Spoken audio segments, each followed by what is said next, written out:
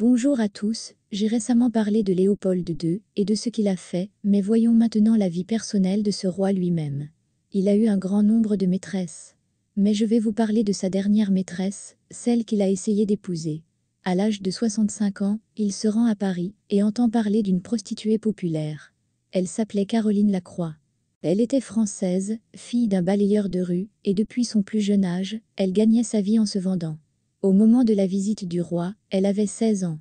Son proxénète était son premier amant, qui aimait beaucoup jouer aux courses de chevaux, et gagnait ainsi de l'argent pour son hobby. C'est ainsi que la rumeur, la concernant parvint au roi, car celui-ci aimait généralement courir les prostituées. La jeune fille fut invitée à rencontrer 3 mystérieux messieurs, dont l'un était si important qu'on ne lui dit pas son nom. Les messieurs lui parlaient, le roi était en face, et ses 2 assistants se tenaient à droite et à gauche, de sorte que lorsqu'il posait des questions, et que la jeune fille répondait, elle était obligée de se tourner dans différentes directions. Léopold l'examina ainsi de tous les côtés et fut satisfait. À la suite de leur rencontre, ils lui envoyèrent une grosse somme d'argent et plusieurs coffres vides, afin qu'elle puisse s'acheter immédiatement des vêtements.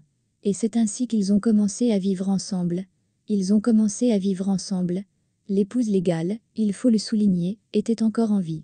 Le public fut choqué par leur différence d'âge, et par le fait que la jeune fille accompagnait ouvertement Léopold dans les lieux de villégiature.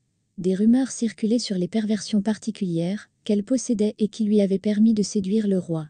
Certains, en voyant les fabuleux cadeaux dont elle comblait son roi, supposaient généralement qu'il était atteint de marasme. La dame était d'apparence agréable, grande, dodue, mais elle n'avait aucune éducation. Elle parlait aux gens avec arrogance, de manière rustre, et menaçait constamment le roi de son influence. Il ne se cachait pas, il faisait l'amour devant tout le monde et l'Europe regardait le spectacle, oubliant même temporairement les atrocités commises au Congo.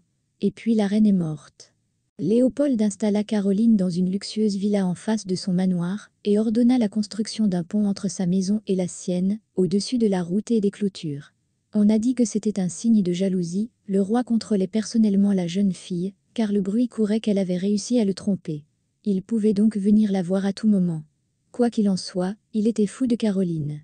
Elle lui a donné 2 fils, qu'il aimait aussi, bien plus que ses filles, avec lesquelles il avait presque rompu les relations.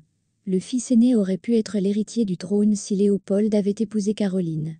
En droit belge, les mariages morganatiques n'existaient pas. Le plus jeune n'a vécu que 6 ans, et est né avec une main défigurée. Toute l'Europe a alors décidé qu'il s'agissait d'une vengeance du roi d'en haut pour le Congo. Curieusement, alors que Caroline était enceinte, des rumeurs circulaient selon lesquelles le père du 2e fils était son amant. Léopold avait des doutes. Mais dès qu'il a vu la main de l'enfant, ses doutes se sont envolés. Le roi croyait lui aussi au signe de Dieu. Les fils ont été enregistrés au nom de leur mère à la naissance, le père n'est pas apparu du tout, et ils étaient donc illégitimes. Caroline et les enfants ont reçu des titres, mais il s'agissait de titres conditionnels, des titres de courtoisie. Ils n'ont été ni officialisés ni déclarés d'aucune manière. Mais le testament de Léopold a été officialisé. Les filles autochtones n'ont rien reçu. Et Caroline devint multimillionnaire, ainsi que ses fils. Léopold leur a donné tout son fabuleux capital, en partie de son vivant, en grande partie après sa mort. Les filles ont ensuite longtemps intenté des procès à cette famille, mais sans grand résultat. Léopold les a délibérément laissés sans rien, et a placé toute sa fortune de manière si astucieuse, que les lois belges ne pouvaient pas les atteindre après sa mort, et qu'exactement tout est allé uniquement à Caroline, et à leur fils. Léopold lui-même tombe malade à la fin de l'année 1909. 5 jours avant sa mort, il se marie avec Caroline. Mais en Belgique, seul le mariage civil comptait, et ils ne l'ont pas conclu. Caroline n'a donc pas été reconnue comme épouse par la loi belge, et ses enfants sont restés illégitimes. Et toutes ces folies ont été commises par un homme qui avait cessé de communiquer avec sa propre fille, parce qu'il s'était marié par amour. Après sa mort, la richissime Caroline a épousé son premier amour, le même proxénète, qui avait probablement été son amant pendant toutes les années passées avec le roi. Mais leur mariage fut de courte durée. Ils divorcèrent, elle lui donna quelques millions, faisant de lui un homme riche en partant, et vécut agréablement le reste de ses années seule sur son énorme capital. Elle a également écrit des mémoires. Son fils aîné, décédé en 1984, a lui aussi vécu agréablement grâce à l'héritage de son père et de sa mère. Il était marié, mais n'a pas eu d'enfant. Telle est l'histoire de l'influence étonnante d'une femme de la rue sur un roi. Merci de votre attention.